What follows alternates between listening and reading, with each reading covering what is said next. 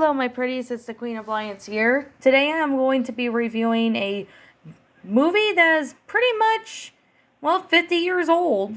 Well, it's going to be 51 years old, this year, called Willy Wonka and the Chocolate Factory. Now, I'm going to review this one that was, starring Gene Wilder as Willy Wonka. And this story came out in 1971. So, Willy Wonka is from, based on the book series of the Charlie and the Chocolate Factory, which is from the 1964 novel. So, it's a film adaptation of that. However, there is a 2005 film movie called Charlie and the Chocolate Factory.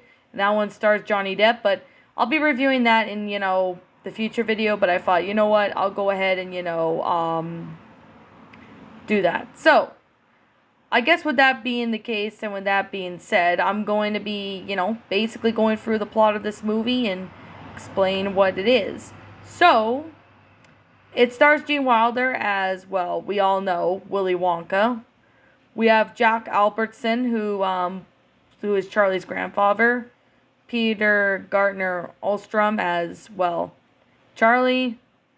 Roy Kinnear, and we got Denise Nickerson. We also have Julie Dawn Cole. We have so many actors, child actors at the time, that actually, played in this movie. So, however, though, I'm very surprising that there is going to be a third Willy Wonka movie that's going to be released in December of 2023 called Wonka. So it's going to be quite interesting, and it's going to be feature how Willy Wonka came to be in that. So it's going to be pretty much a prequel to, the one that we all know, the Gene Wilder and the Johnny Depp one.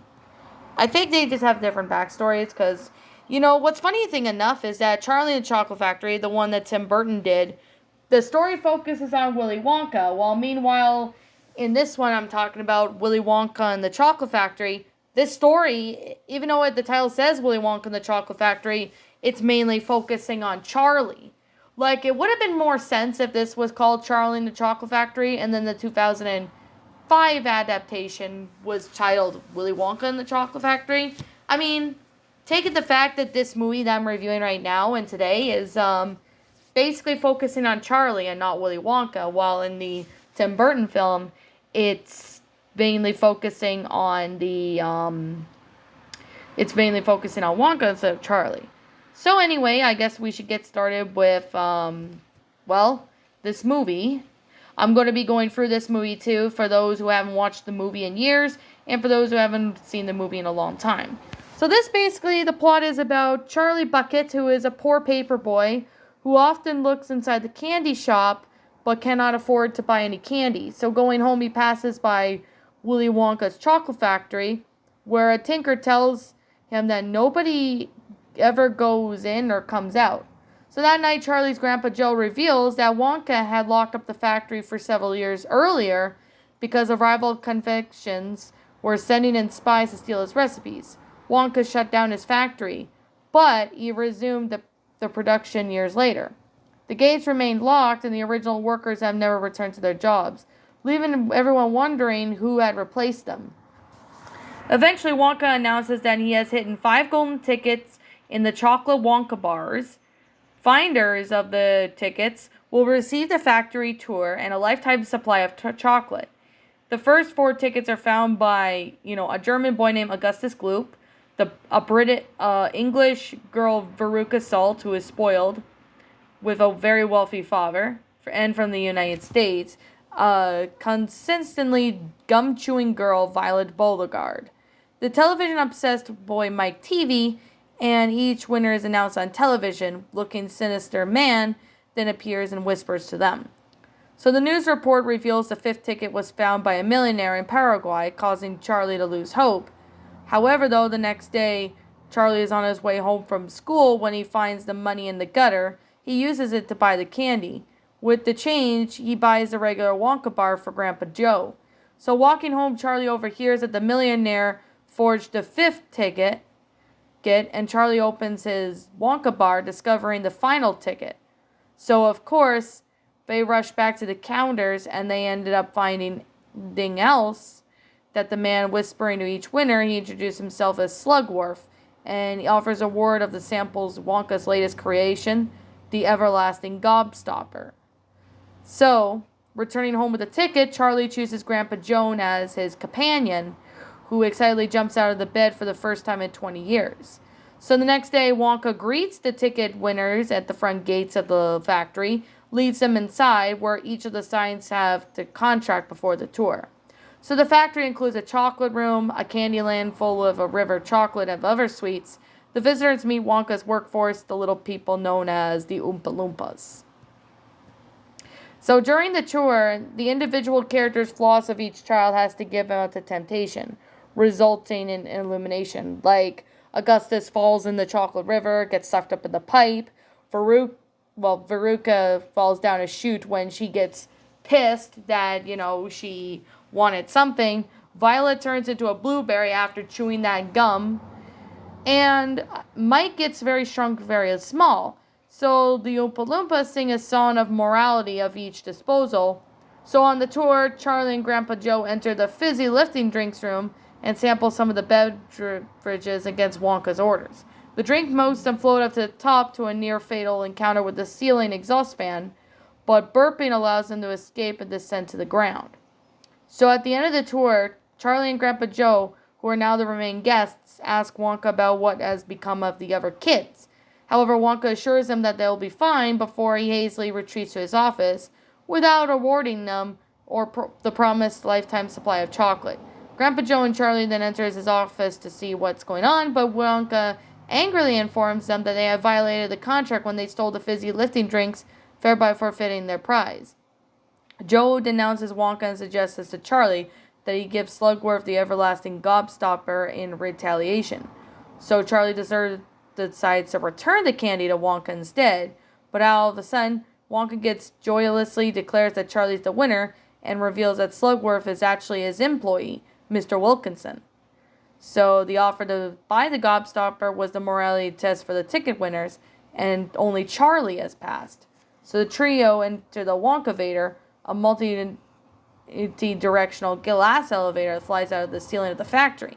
During their flight, Wonka tells Charlie that he created this contest to find someone who can inherit his factory, so when he retires, he will give it to Charlie and his family, and thus how the movie ends.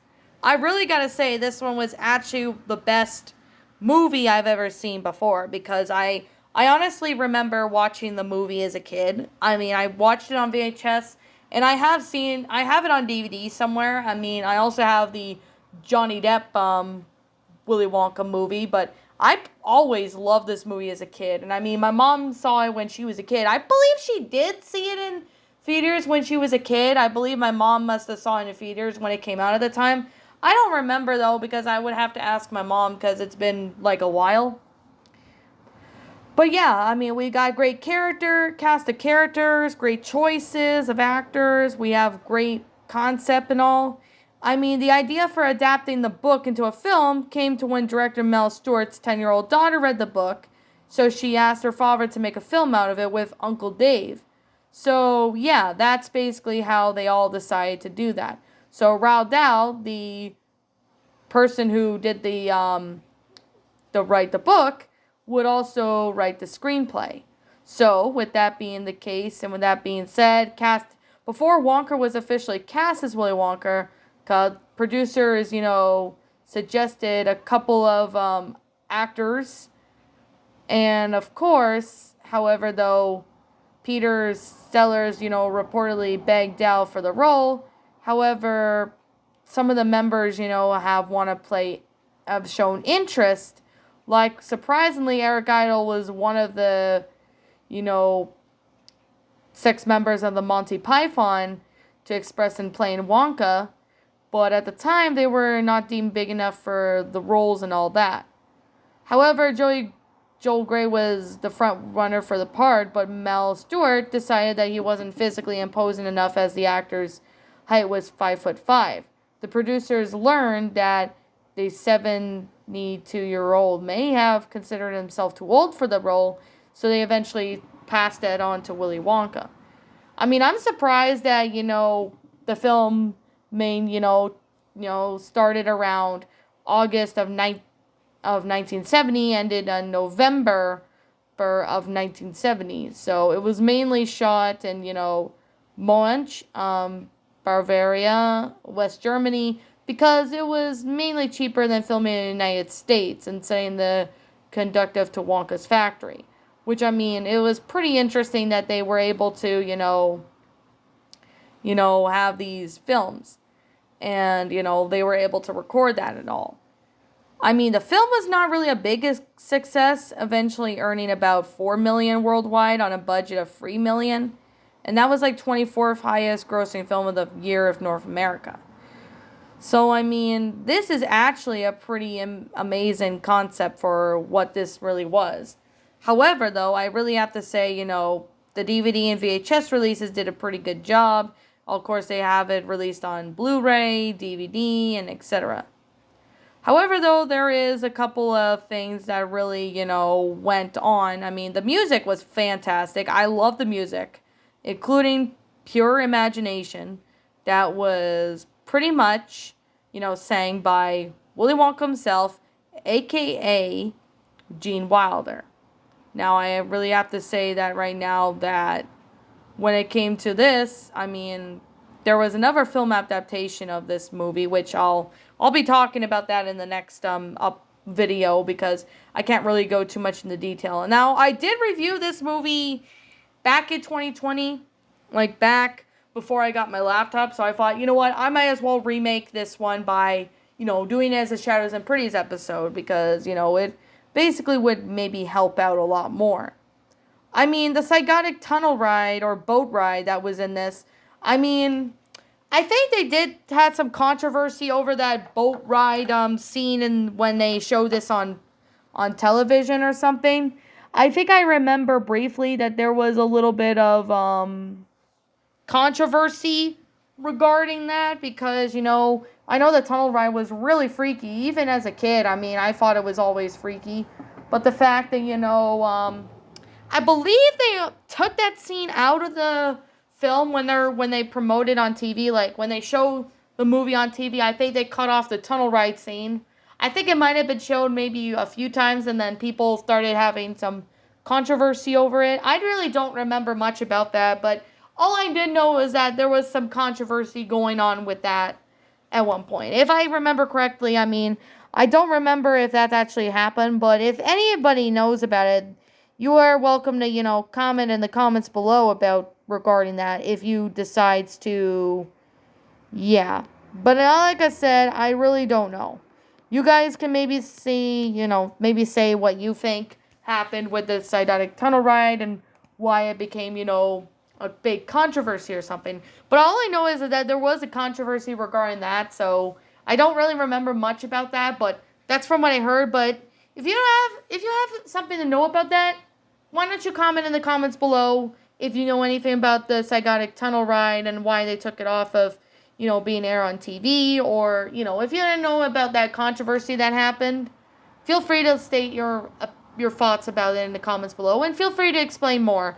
I think I might be missing something about that, but I haven't watched the film in, like, a long time, so that's probably why. So, I guess with that being the case, and that being said, I'm going to sit here and say, this is just simply my own personal opinion on this movie. If you happen to disagree with me, that's perfectly fine too. If you like the book, that's cool. If you like the movie, that's cool. If you don't like either or, if you don't like them both, or if you like them both, that's fine. I mean, I respect your opinion regardless. So anyways, what did you guys think? Did you enjoy it? Did you not? Also, what we have done personally to help make this, movie a lot better, and possibly the book even. What do you guys think? Feel free to state your thoughts in the comments below. I'm the Queen of Lions. Thank you so much for watching today's episode. If you're new to my channel, please like, comment, subscribe, ring the bell for notifications to when I upload. And as always, I'll see you all next time. Peace out.